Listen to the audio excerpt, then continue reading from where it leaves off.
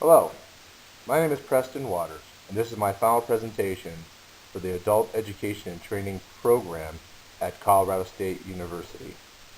Before the Adult Education and Training Program at Colorado State University, I was given the opportunity to work in many different environments.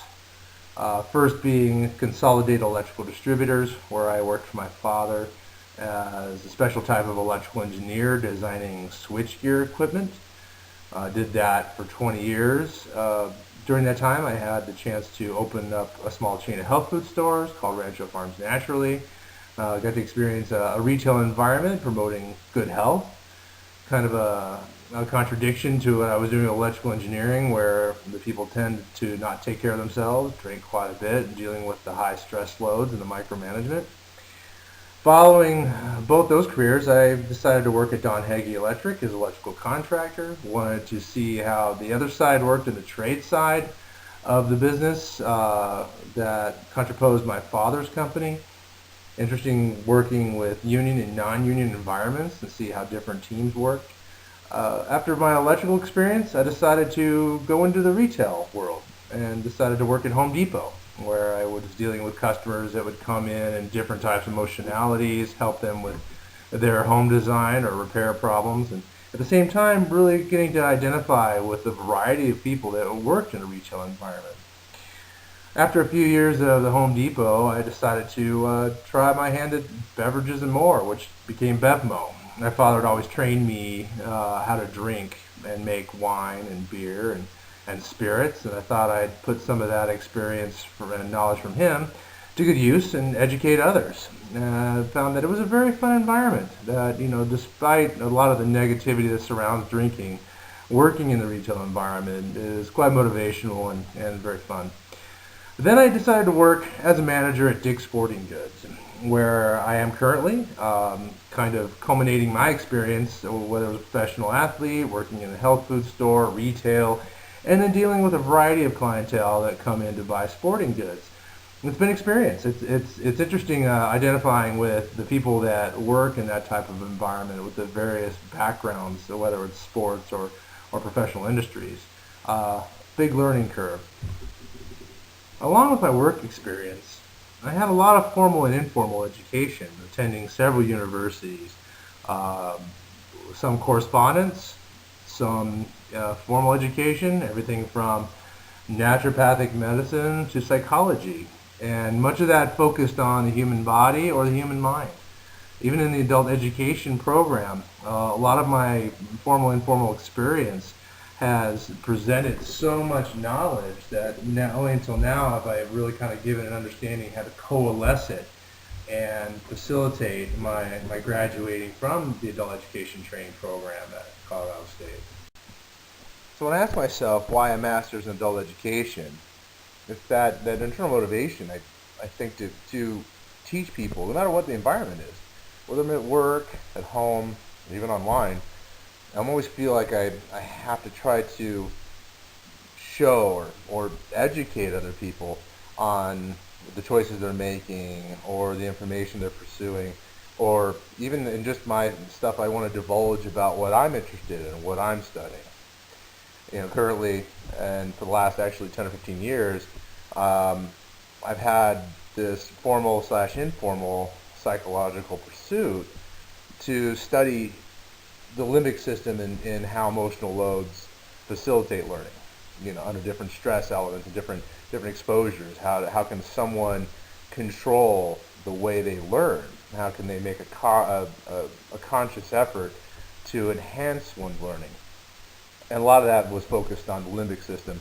I've been so curious as to secretory chemicals that can facilitate extending what we call refractory periods, or the period in which a neurological synapse can facilitate information uptake. The stimulus for visual, auditory, or kinesthetic. How does someone take that type of environmental load to translate into an emotional response that becomes usable to to create an uptake or facilitate an acquiring of knowledge or information as efficient or as quickly as possible. And a lot of my curiosities, not only through adult education, um, but being able to culminate this emotional element to facilitate one's own personal endeavors. Learning how to design environments for adults to learn requires a lot of structure and a lot of identification to know how to create maybe an environment that operates under a level of social justice, that schemas are properly created, and that scaffolding can operate where people not only are required dependent upon the teacher, but they're dependent upon each other. The cohort becomes the facilitator for the education, and the teacher or professor becomes kind of the facilitator. Um, this is where adult education is important, because it's not just like a top-down learning process, and acquiring this kind of information, this knowledge, and this education um, kind of goes right into my psychological identity, and as far as let's say therapy is considered, a counselor. It's not so much about telling what a person needs to do; it's kind of helping them find out what they really need and how did they get there, not necessarily dictating how they get there. And so a lot of that goes into identifying and or modifying the context, for learning or memory and recall, for that individual, and then on top of that for the classroom. And so, becoming an adult educator, it is a sophisticated process, and the rubrics involved need to be very delineated, because adults have, I think, a higher expectation than students for structure, and the need for really giving them not only the tasks to develop, but creating the environment that facilitates that. And a lot of that becomes the interplay amongst other students.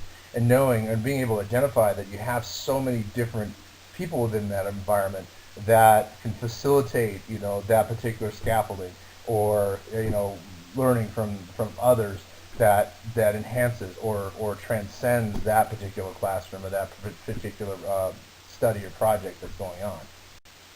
Having acquired the foundational elements to teaching or educating an adult, my future career goals require this experience to facilitate my understanding of emotional and psychological dynamics within work environments.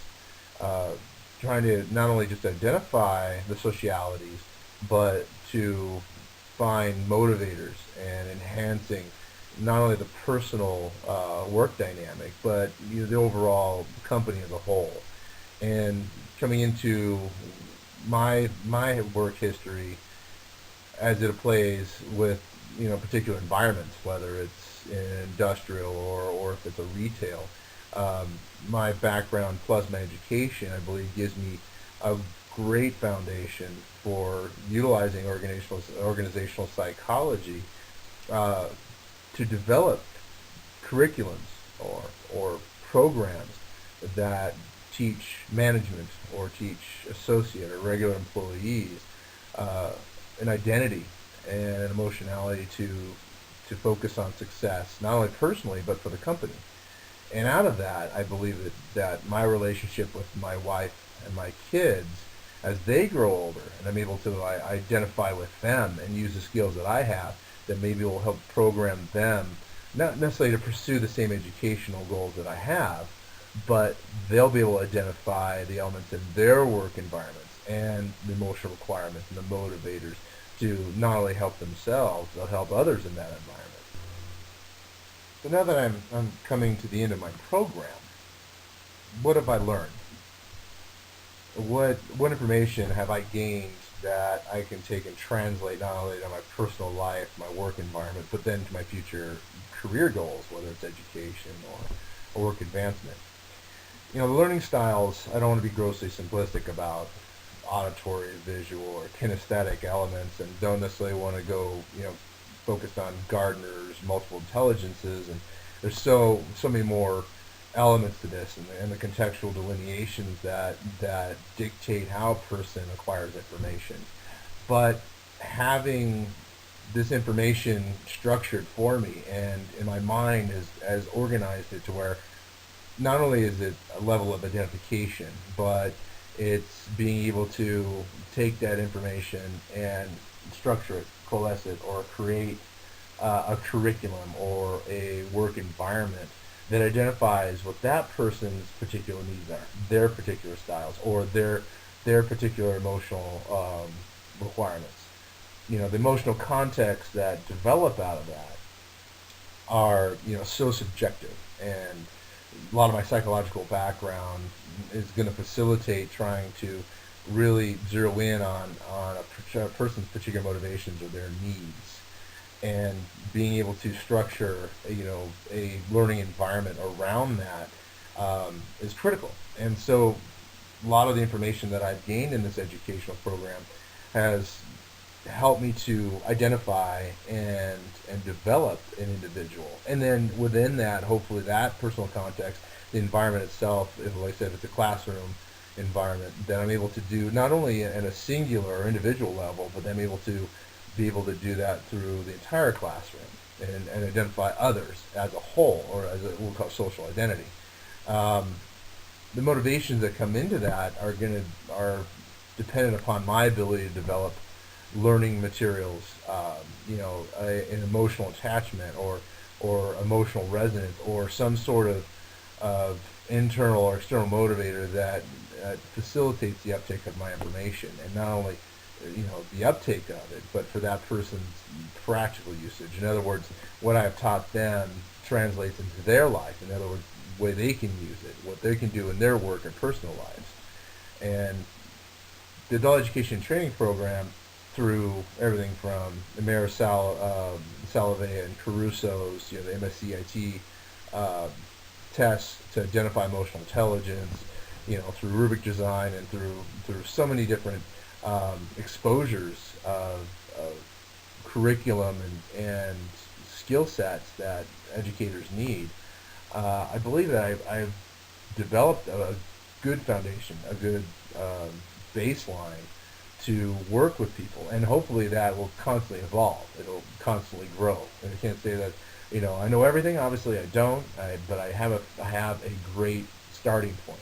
So from this program, I feel that I can flower, I can blossom into a more holistic or comprehensive educator, beyond just the psychological elements, and I'm able to work in different environments. So when I go out, when I'm working on my PhD and I'm hoping to teach online, or teach in a classroom, I can also go out into a particular work environment, whether it's manufacturing or retail, and be able to cross or translate that kind of ability into different environments, and still identify the context. So the skill sets that I've developed out of this are so important for my personal development. But as far as my career, I can just see the growth potentials that are going to come from that. For the last 3 years, probably the most critical piece for my repertoire of learning how to teach adults is probably focused on emotional intelligence. Prior to this program, I spent a lot of personal time and research on amygdala and hippocampal interactions with emotional and stimulus loads that facilitate uptake of information, and then indexing heuristics that not only create information within the lobes of the brain, but also facilitates regurgitation or the recall.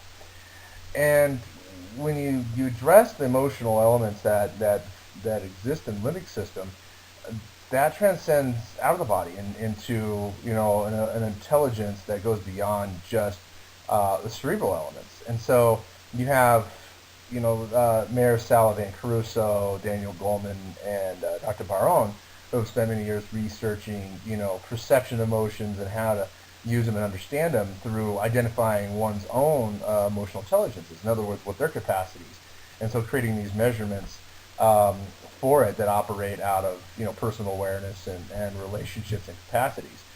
And this has been so important for when towards the end of the program we were designing rubrics for identifying a context for learning, and making sure that the educator, the facilitator for that environment, is able to adapt and create a program or curriculum that works within that that facilitates a resonance. In other words, emits an emotional, we could call it understanding, we can call it a body language, we could call it, it could be a variety of different models that can fall under what we consider resonance. But, in a way, it could be just a personality or an attitude. But exuding that emotional awareness can facilitate, a productive environment for learning, within that cohort, within that sociality. And a lot of that is so critical and dependent upon an educator not only identifying themselves and then being programmed or educated on how to identify others, but then being able to design a curriculum that not only stimulates the learning environment, but being able to adjust it, or adapt it, molding it and involving it, because every classroom is going to be different. Every day you have a class, the people that come in there, because they're emotionally driven, you can have that emotional load change, and so you need to be able to make sure that what your idea is, or what your curriculum is, or what your program is able to adapt, modify or modulate itself into always facilitating ability to learn, and making sure that the communication, the interplay, resonates with everybody. So everybody is becomes a collective whole. It doesn't become just people that exist and just throw in their bits and pieces. You have you have a holism and a holistic approach with the teacher, or educator, whatever, being a facilitator and making sure that everyone gets identified within that environment. The technology that I got to utilize during this program was astounding. You know, Initially I got to tinker with WebCT and Blackboard and designing, the layouts and even kind of creating a course within it, let alone the experimentation with wikis and Second Life and a lot of the web and cloud tools that we have access to facilitate learning environments. And there's so many of them. Right now I'm using ED for a lot of my things, and in Vivo I'm getting a familiarity with. So there's so many tools for virtual learning. It's just kind of awesome. And then you have a lot of the comfort zones of PowerPoint designs and making sure that you have a good presentation that's easy to follow, that people can have access to and utilize, and the tools that Microsoft has facilitated, Word, PowerPoint, Excel. They're great tools to be comfortable with and utilize in a comprehensive presentation. YouTube and other video media for me have always been kind of an awkward, not one of the most comfortable persons that want to be on camera. It's one thing to be in person. I have no problem being in front of people and talking and presenting material. It just seems in that kind of environment a little awkward. But as I've tinkered with it, I can see where the benefit is. Again, kind of like the PowerPoint or Microsoft products. It's an additional tool that I have control over to enhance a learning environment. And then beyond that is being able to design things that are visually stimulating, through Acrobat and Corel and web design. Having not only just the background and all the other technological tools, but being able to make it look like it's enticing, that people want to look at it, that I don't want to say make it pretty, but that it's not just dry and just words on a screen. Becoming aware of my digital style with online education has been difficult. I've had a struggle with having identification of others reading my material, reading the information I put out there. My expectation, though not so conscious of it, was always the assessment that others are reading and thinking and operating the way I do. And doing that kind of thought process, as well as presenting information in a typed format, the criticisms that have come back to me, though difficult to take at times, has been crucial for me to open up, kind of let go, and making sure that when I do put my information together, others won't struggle, or not even just struggle, just won't even read my material because of whether it being too difficult to read, or it's just not fun or not interesting. So I have had a good evolving, an evolution out of this for these last 3 years, identifying my strengths and weaknesses in presenting my information. And as I go on, I'd like to think I get better and making sure and being aware of others out there reading my information, understand what I'm trying to present to them. After I graduate the Adult Education and Training program, I plan to apply for two different programs, the Industrial Psychology PhD program or Educational Psychology PhD. Um, Prior to that time, or during, I plan on completing bachelor degrees in anthropology and exercise physiology. Hopefully, after I complete this program and during my PhD experience, I would love to try to get a job part-time teaching at a community college or even a high school. That way I can maintain a regular career at Dick's Sporting Goods and teach in the evenings or off hours at a community college and high school if it works out.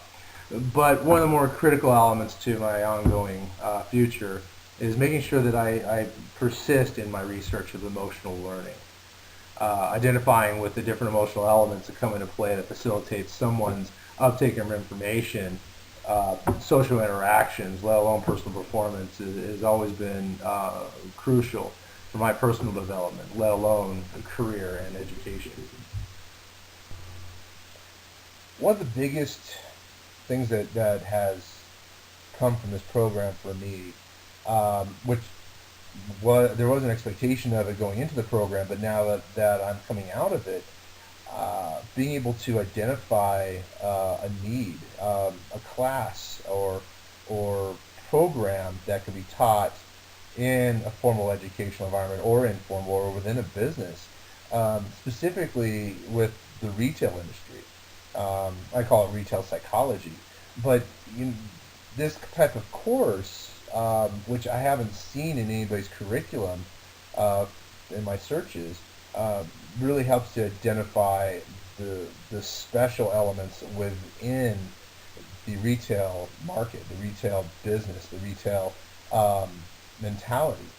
And part of that comes with, we have technology that is coming into play versus, humanity that is kind of being sacrificed for the sake of profit. And so you wind up having this ethicality that tends to be stepped on because the expectation is for people to perform at a level of technological delineation. So what I'm trying to state is that technology creates so many different elements, such as what we call metrics. These are all these different classifications, categorizations, and statistics that create an expectation of performance. 15, 20 years ago, it was just simple that we buy a product at a profit and sell it, and hope that the customers enjoy it and come back. Now it's all these different controlling variables that dictate the performance of that to maximize profit and the repeat of the customer. And so technology has driven this with the way we call it point of sale machines and requirements for surveys and then let alone the metrics that are involved as far as whether it's inventory ordering or management or the product management and merchandising, and then you have beyond that all the expectational protective elements for theft or shrink. So technology has kind of brought in this low margin for error for human work environments, and so it's difficult for people to understand because upper management is being programmed under these technological expectations, and a lot of that has created a lack of emotional identity and resonance that a lot of the people at the bottom are having a hard time, really figuring out what their motivation is, since everything is becoming so micromanaged.